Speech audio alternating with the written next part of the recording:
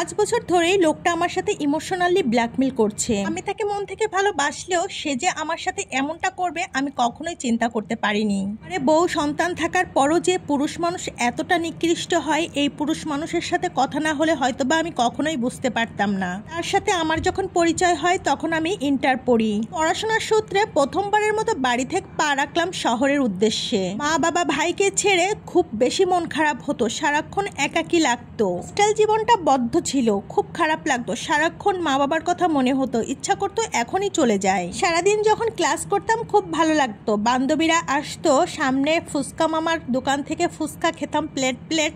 কিছুক্ষণ পরপর ক্লাস, সবকিছু মিলে দিনটা ভালো কাটলেও রাতের বেলা ঘুমাতে যাওয়ার সময় মা বাবার জন্য কান্না করতে করতে বালিশ ভিজে যেত। আমার কান্নাকাটির দৃশ্য দেখে বান্ধবীরা হাসাহাসিও করত।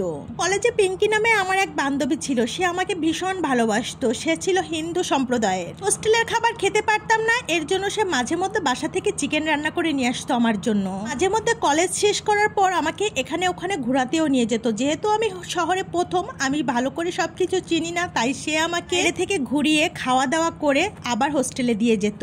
অনেকটা বড় বোনের মতো দায়িত্ব পালন করত। আমার এত কষ্ট আর কান্নাকাটি দেখে আব্বু সহ্য না করতে পেরে আমাকে একটা বাটন ফোন কিনে দেয় ম্যাট্রনের অনুমতি ছাড়াই। হোস্টেলে হাতে গোনা কয়েকটা মেয়ে ফোন ইউজ করত। আমার ফোন থেকে পিঙ্কি একদিন তার ছেলে বন্ধুকে ফোন দেয়। তার ফ্রেন্ড হয়তোবা তখন ব্যস্ত ছিল, তখন আর ধরিনি। কিছুক্ষণ পরে আমরা যখন ক্লাসে যাই তখন কল ব্যাক করে। তখন আমি কিংবা পিঙ্কি কেউ ধরতে পারি না ক্লাসে থাকার কারণে। তারপর আবারও কল ব্যাক করে পিঙ্কি ক্লাস শেষে, কিন্তু হয়তোবা তখনও সে ব্যস্ত ছিল, এর জন্য আর ধরতে পারিনি। পিঙ্কি আমাকে বলল, এই ছেলের নাম রাকিব, এ যদি কল ব্যাক করে তাহলে তুমি কথা বলো, ছেলেটা খুবই ভালো, অনেক ফ্রি মাইন্ডেড, না লাগলে তাকে মিস কল দিয়ে কথা বলতে পারো, ও জাস্ট আমার ফ্রেন্ড, আমি মাঝে মধ্যে কথা বলি, তুমিও কথা বলতে পারো, আমার কোনো সমস্যা নাই। এ কথা বলে পিঙ্কি সেদিনের মতো কলেজ থেকে আমার কাছ থেকে বিদায় নিয়ে নিল। আমিও ক্লাস শেষে পিঙ্কির কাছ থেকে বিদায় নিয়ে হোস্টেলে ঢুকলাম। রুমে যাওয়া মাত্রই আবার রিং বেজে উঠলো। আমি ফোনটা রিসিভ করি। ওই পাশ থেকে বলল, হ্যালো, কে বলছেন? আমার নাম পরিচয় দেওয়ার পর আমি বললাম, পিঙ্কির বান্ধবী আমি। সে বলল, ও আচ্ছা, সরি, আমি হয়তোবা ভুল করে দিয়েছি। আমি বললাম, না, আপনি ভুল করে দেননি, এই নাম্বার থেকে পিঙ্কি ফোন দিয়েছিল। তখন সে অনেকটা ইনোসেন্ট ভাব করছিল। আমিও কথা না বলার ইন্টারেস্ট দেখিয়ে রেখে দিলাম। একদিনের ভিতরে আমিও কোনো ফোন দিইনি, সেও কোনো ফোন দিইনি, এভাবে কেটে গেল একটা দিন। পরের দিন আবার ক্লাসের সময় পিঙ্কি ফোন দিল। আমার ফোন থেকে পিঙ্কির সাথে লোকটার কথা হলো, অনেকক্ষণ ধরেই তারা অনেক গল্প করলো। ক্লাস শেষ, পিঙ্কি আজকেও বিদায় নিয়ে বাসায় চলে গেল। আমি রুমে চলে আসলাম। রুমে এসে শাওয়ার নেওয়ার পর ডাইনিং থেকে লাঞ্চ করে উপরে এসে আমরা রুমমেটরা অনেক গল্প করছিলাম। এর ভিতর হঠাৎ আমার রিং বেজে উঠলো। আমাকে বলল, মিস সানজিদা কেমন আছেন? আমি বললাম, ভালো, আপনি কেমন আছেন?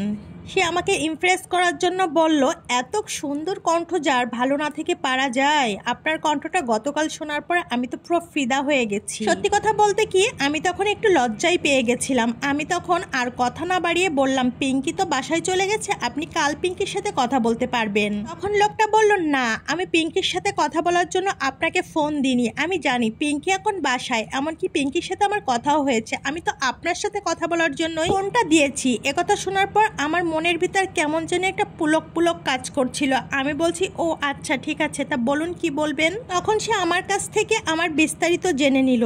আমি কি গাদির গাদি, আমি তার কাছেও জিজ্ঞেস করলাম না আপনার ফ্যামিলিতে কে আছে, কারণ আমি মনে মনে ভেবেই নিয়েছিলাম সে হয়তো ব্যাচেলার, তা না হলে পিঙ্কির সাথে এত লং টাইম ধরে কেন কথা বলবে। 2006 সালের কথা, তখন ফোন খুব কম মানুষ ইউজ করতো, আর কারোর ফোনে এত টাইম ধরে কথা বলা ব্যাপারটা কেমন যেন একটা আমি ভাব কাজ করতো। যাই হোক, প্রথম দিনে আমরা 45 মিনিটের মতো কথা বলি। আমি ফোন কাটার পরে 45 মিনিট ধরে কথা বলার ডিউরেশন দেখে আমি তো পুরোই অবাক, কারণ এই প্রথমবারের মতো এত লং টাইম ধরে আমি কারোর সাথে কথা বলেছি। ব্যাপারটা আমার রুমমেট ছাড়া আমার হোস্টেলের যত বান্ধবী ছিল সবার সাথেই শেয়ার করলাম। জানিস আজকে আমি একটা ছেলের সাথে 45 মিনিট কথা বলেছি, আর এই 45 মিনিট থেকেই যে আমার জীবনের মোড়টা ঘুরে যাবে এটা আমি কখনোই চিন্তা করতে পারিনি। সন্ধ্যায় পড়াশোনা করতে বসেছি, তখন আবার কল এলো রাকিবের নাম্বার থেকে। রাকিব আমাকে বলছে, কি করছেন, পড়াশোনা করছেন? ও সরি ডিস্টার্ব করার জন্য, রাতে আপনাকে ফোন দিব, ফ্রি থাকলে অবশ্যই কথা বলবেন।